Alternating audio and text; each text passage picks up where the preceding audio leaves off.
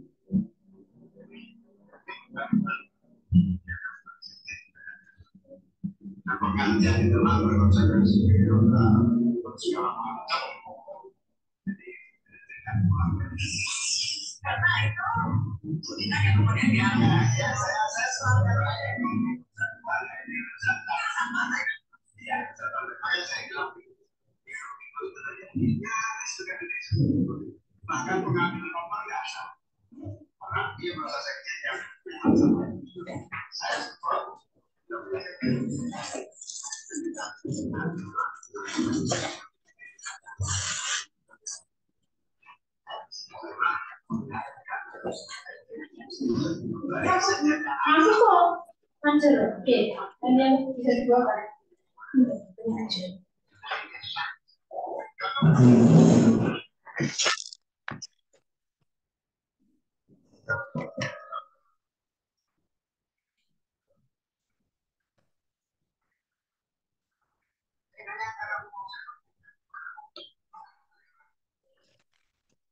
Cek cek baik.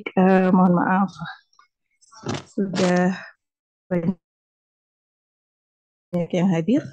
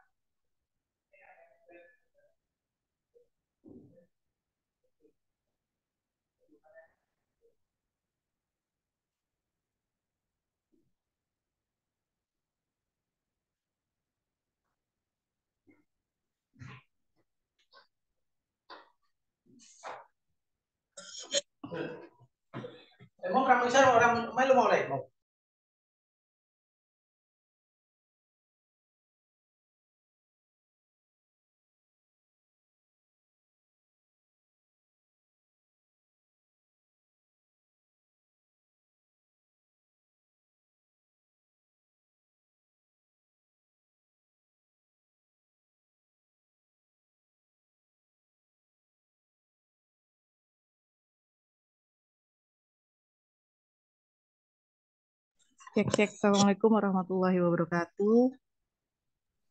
Waalaikumsalam warahmatullahi wabarakatuh. Ya, alhamdulillahirabbil alamin. Wassalatu wassalamu ala Rasulillah la haula wala quwata illa billah amma ba'du. Kita lanjutkan ya perkuliahan kita hari ini pertemuan ke-6. Ya, kita akan melanjutkan diskusi terkait dengan hukum dan politik terutama di dalam menyelesaikan konflik menuju keadilan sosial.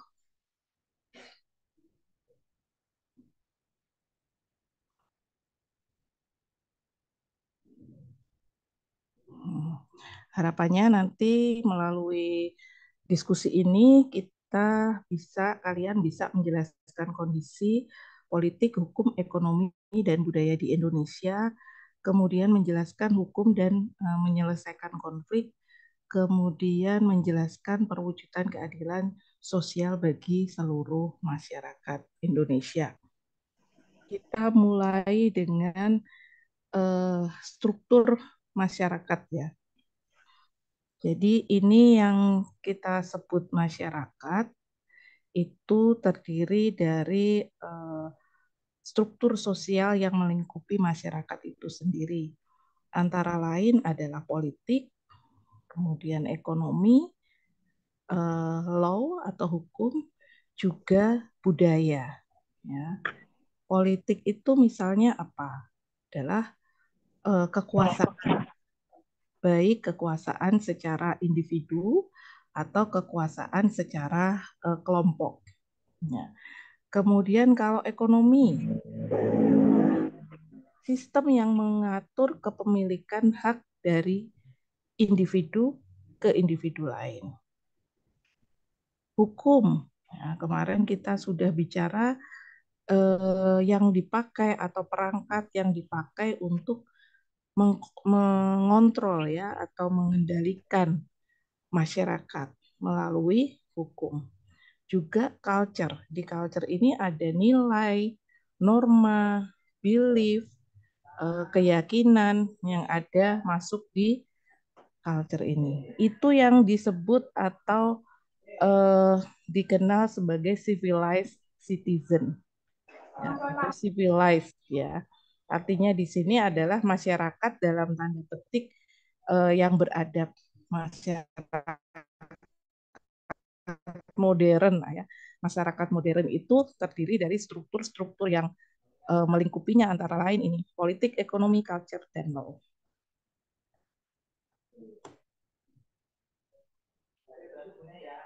Nah, kita lihat bagaimana intervensi politik terhadap hukum.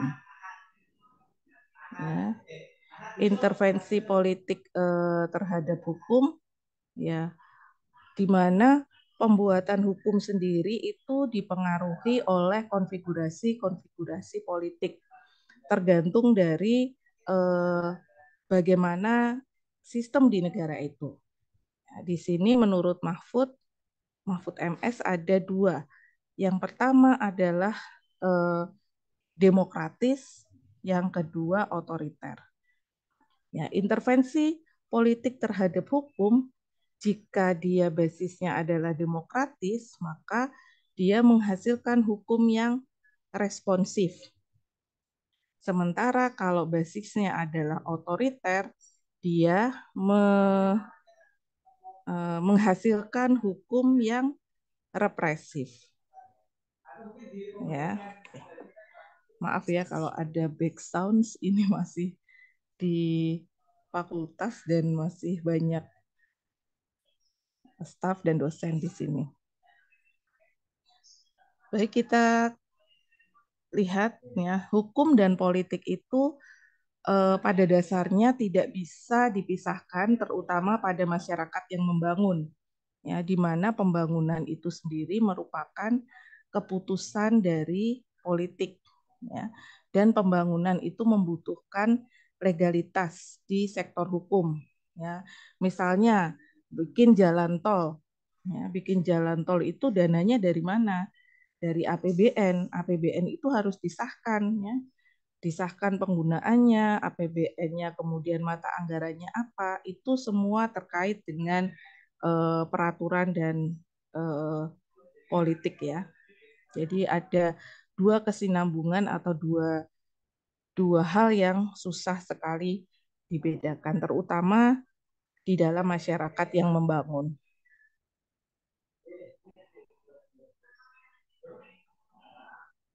Nah, kita lihat bagaimana relasi antara hukum dan politik. Nah, hukum dan politik itu hubungannya gimana? Misalnya di dalam pembentukan undang-undang, ya. Pembentukan undang-undang itu jelas sekali, ya, kita terkadang melihat juga bahwa banyak kepentingan-kepentingan politik yang harus diakomodir dengan undang-undang, sehingga diperlukan eh, perangkat, ya, undang-undang supaya politik itu bisa berjalan. Ya, tadi kita contohnya adalah politik anggaran, ya, bagaimana kita mau membangun, kemudian anggaran harus disahkan melalui undang-undang. Ya, contoh yang terbaru juga bagaimana mau milih apa namanya eh, mau menjadikan anak-anak muda menjadi capres-cawapres. Nggak bisa kalau nggak ada undang-undangnya, maka harus direvisi, misalnya seperti itu. Nah, ini relasi di dalam pembentukan undang-undang. Selain di dalam pembentukan undang-undang, di pelaksanaan hukum itu sendiri juga ada relasi hukum dan politik. Ya. Pelaksanaan hukum itu nggak bisa terlaksana, ya, tanpa ada apa namanya intervensi dari politik. Kemudian misalnya juga di dalam penunjukan hakim. Ya, penunjukan hakim itu misalnya harus memperhatikan proporsi dan komposisi. Ya, apalagi eh, tidak murni seolah-olah itu adalah dari profesi, ya, atau dari profesionalitas. Ya, ada pertimbangan-pertimbangan politiknya. Kemudian juga di dalam pengambilan keputusan hukum oleh pengadilan. Ya, ini bisa sangat dipengaruhi oleh intervensi dari politik di dalam kebijakan-kebijakan hukum. Ini juga eh, berelasi dengan politik. Kemudian pengaruh publik. Ya, pengaruh publik itu juga bisa menghasilkan atau menekan, bisa juga menekan bagaimana proses hukum, bisa pelaksanaan hukum, atau pengambilan keputusan, atau pembuatan undang-undang. Ya, contoh misalnya beberapa waktu lalu kita jelaskan undang-undang TPKS, ya, tindak pidana kekerasan seksual itu bagaimana publik punya tekanan yang cukup besar kepada legislator untuk mensahkan undang-undang. Jadi pengaruh publik cukup berpengaruh di dalam pembuatan undang-undang. Kemudian kadang-kadang publik juga mempengaruhi di dalam mungkin secara tidak langsung bagaimana pengambilan keputusan hukum oleh pengadilan. Lalu perlindungan hak asasi manusia itu juga sangat relevan, ya, sangat kental bagaimana intervensi politik di dalam hukum, ya, dan tentu saja keadilan sosial juga demikian. Oke, sampai di sini ada pertanyaan?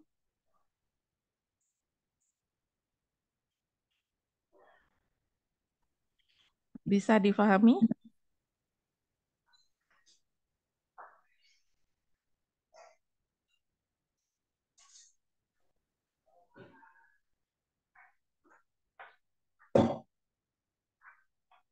Kita lanjutkan ya.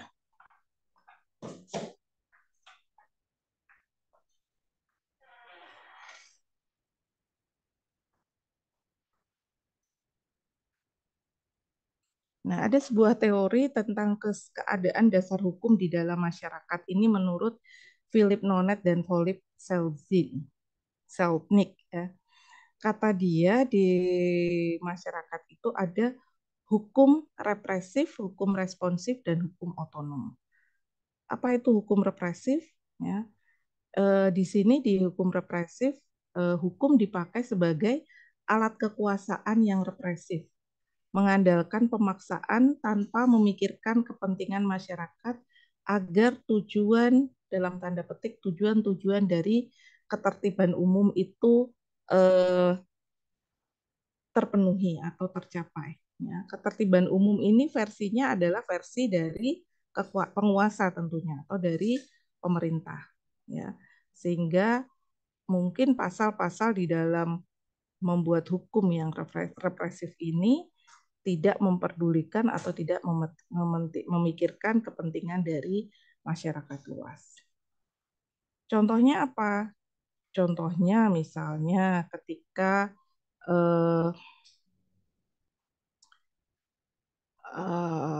apa ya? Kalau di era 80-an mungkin di era ibu bapak kalian ya atau yang lebih tua lagi di rezimnya Orde Baru itu atas nama ketertiban umum maka aparat hukum, polisi atau TNI itu boleh melakukan misalnya penembakan di tempat ya, kepada orang-orang yang dianggap melakukan kriminal. Nah, itu oleh sebagian sosiolog kemudian dilihat sebagai hukum yang represif. Kemudian apabila ada media-media yang dianggap atau tampilan tayangannya atau pemberitaannya dianggap mengkritisi pemerintah, kemudian pemerintah boleh mencabut izin dari media tersebut. Nah, ini oleh sebagian orang dianggap sebagai hukum yang represif. Kemudian kalau hukum yang responsif, nah, di dalam hukum responsif ini, hukum merupakan sarana-sarana respon atas kebutuhan dan aspirasi dari masyarakat. Ya. Kemudian ada juga pandangan tentang hukum yang otonom. Hukum yang otonom dilihat sebagai pranata yang mampu menjinakkan represi dan melindungi integritas hukum itu sendiri. Jadi dia seolah-olah hukum itu netral dan tidak memihak.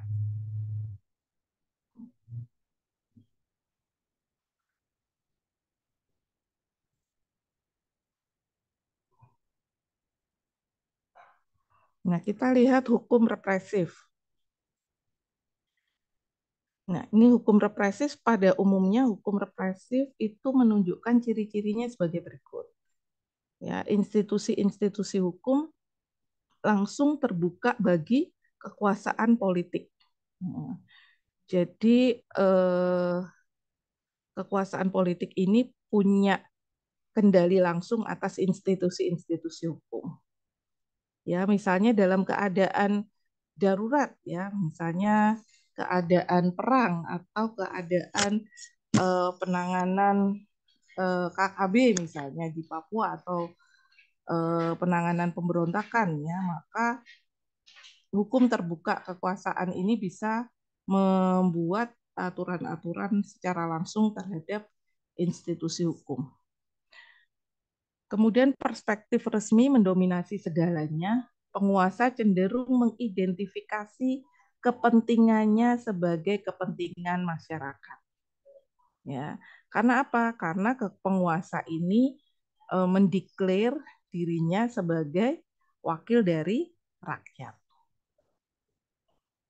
Kemudian kepentingan bagi rakyat untuk mendapatkan keadilan itu jadi terbatas. Ya, misalnya pada rezim-rezim pada waktu rezim Orde Baru ya misalnya, ketika banyak penembakan misterius, ya walaupun yang ditembak itu konon kriminal, tetapi dia tidak punya ruang atau tidak punya tempat untuk melakukan pembelaan.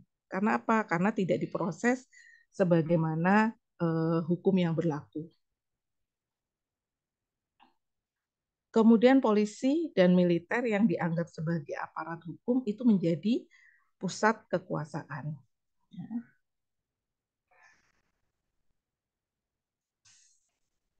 Kemudian rezim hukum rangkap melembagakan kelas, mengkonsolidasikan pola subordinasi sosial.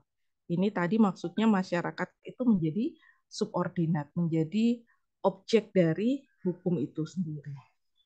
Hukum dan otoritas resmi dipakai untuk menegakkan konformitas kebudayaan. Ya, atas nama ini misalnya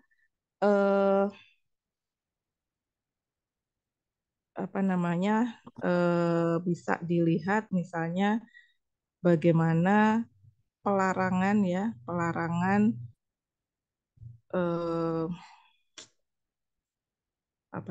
perayaan-perayaan yang berbau dengan etnis tertentu di masa Orde Baru. Ya, ini karena misalnya dianggap ya perayaan hari libur Imlek misalnya ya, atau tahun baru Cina itu misalnya kan baru-baru saja diperbolehkan pada eranya Gus Dur. Kira-kira begitu. Pada era sebelumnya tidak bisa menjadi bagian dari kebudayaan di bangsa Indonesia. Itu tadi hukum yang represif. Kemudian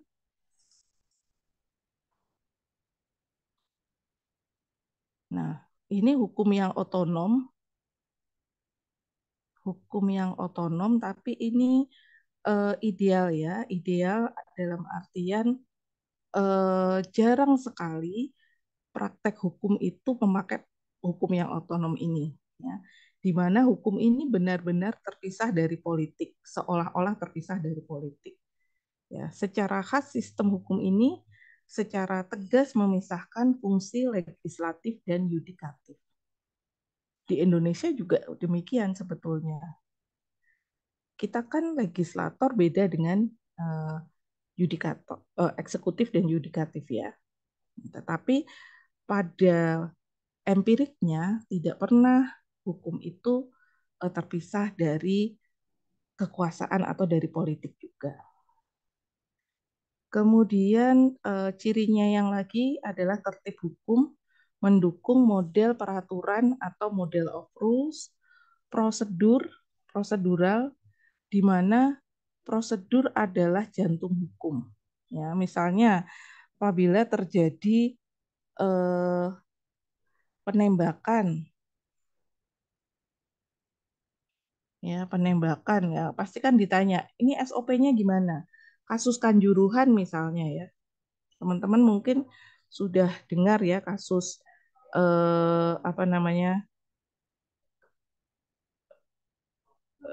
eksiden waktu ada di Stadion Kanjuruhan itu ya. Nah, yang diteliti pertama adalah bagaimana sih prosedural penanganan kerusuhan sebetulnya.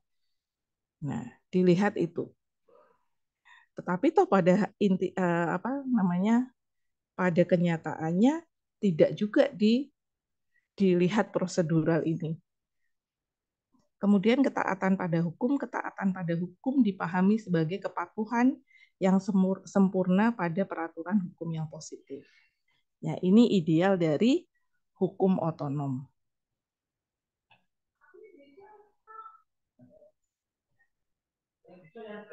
Kemudian hukum responsif. Ya. Hukum responsif ini kita melihat dinamika perkembangan hukum meningkatkan otoritas tujuan di dalam pertimbangan.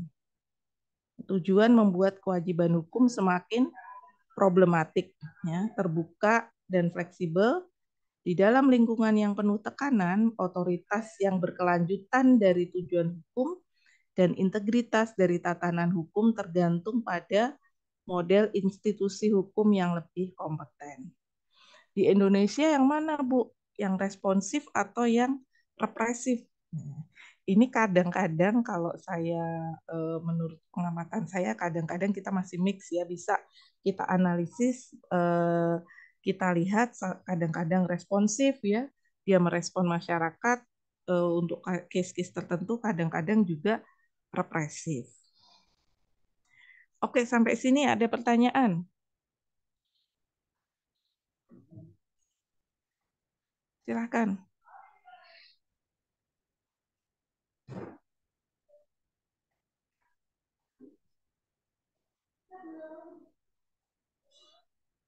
Cek-cek masih di kelas semua ya? Masih Bu, tidak ada Bu. Bu. Lanjut Bu. Masih Bu. Lanjut. Lanjutnya adalah discussion time. Ini biasanya kalau di kelas reguler, saya kasih waktu di kelas kira-kira sekitar 15 menit untuk berdiskusi. Kalian kan masih punya kelompok ya? Nah, ini saya minta kalian diskusikan kebebasan bicara dan sensor internet. Diskusikan bagaimana kebebasan berbicara di internet, di platform-platform media sosial maksudnya itu memengaruhi politik dan hukum. Ya, misalnya kita pertimbangkan kasus-kasus pemblokiran atau penutupan website, sensor konten-konten tertentu dan undang-undang yang mengatur internet atau ITE ya. Apa dampaknya pada kebebasan berbicara dan keterlibatan politik. Oke. Ini kira-kira gimana? Kalian mau diskusikan setelah ini, kemudian nanti minggu depan kita presentasikan, atau saya kasih waktu 15 menit nanti kembali? Minggu depan Bu. Oke. Yang kemarin, yang pertemuan keberapa itu yang maju kelompok berapa ya?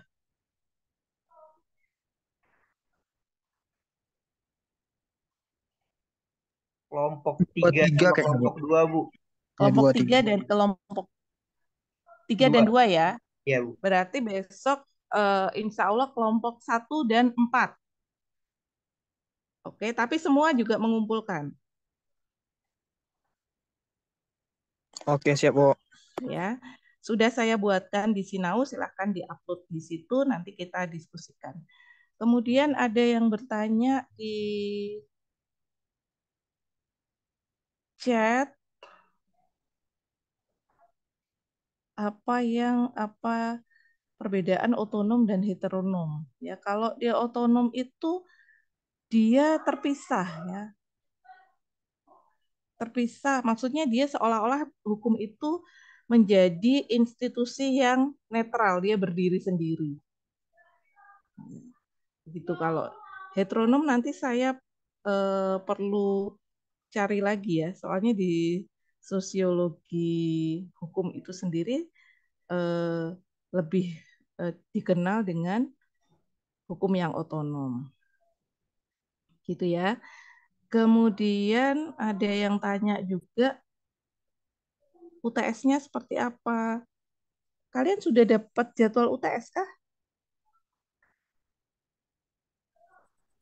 Udah sih Bu, tapi kurang paham gitu loh Bu. Udah di-share sama Pak Sulhan kemarin. Hah? Pak Sulhan. Sepertinya yang di-share sama Pak Sulhan itu untuk orang yang offline kayaknya Bu. Yang online belum ada kayaknya Bu. Belum Bu, belum Oh iya dapat. belum, karena Iya, Belum ada, harusnya Bu. ujian itu setelah pertemuan ke-7. Ini kan kita baru ke-6 ya. tapi rata-rata yang makul yang lain udah ngasih kisi-kisi katanya minggu depan ujian. Iya, kalau di reguler memang mulai minggu depan. Karena kan ke reguler udah mulai duluan seminggu daripada yang kalian ini. Jadi nanti setelah Minggu depan baru kita UTS ya.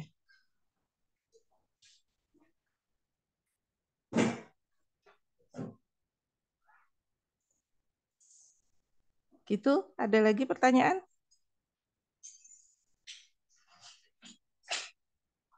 Nanti UTS-nya gimana? Kita tetap pakai Sinau, ya, kita tetap pakai Sinau. Kemudian kalian nanti menjawab pertanyaan materinya dari pertemuan pertama sampai pertemuan ke-7.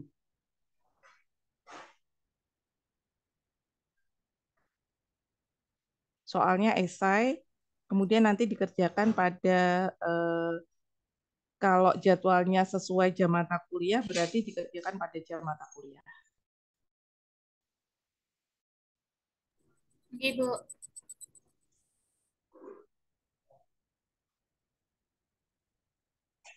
Oke.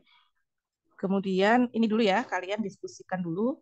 Ini waktu yang tersisa, silahkan dipakai. Saya di Sinau saya kasih waktu seminggu untuk mengupload ini. Kemudian nanti kelompok 1 dan kelompok 4 minggu depan presentasi sebentar sebelum nanti juga saya sampaikan materi terkait dengan contoh bagaimana kita memakai teori untuk menganalisis atau melihat fenomena hukum, ya, teori-teori sosiologi untuk melihat fenomena hukum.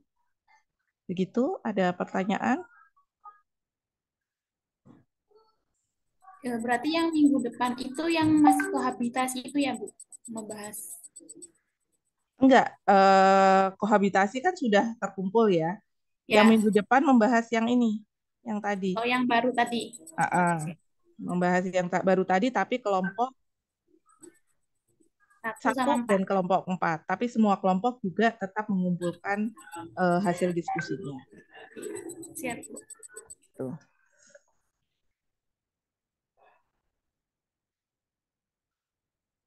Baik ya, saya kira cukup untuk hari ini. Silahkan waktunya dipakai untuk berdiskusi. Insya Allah kita ketemu lagi minggu depan. Kita tutup dengan bacaan hamdalah. Alhamdulillahirabbil alamin.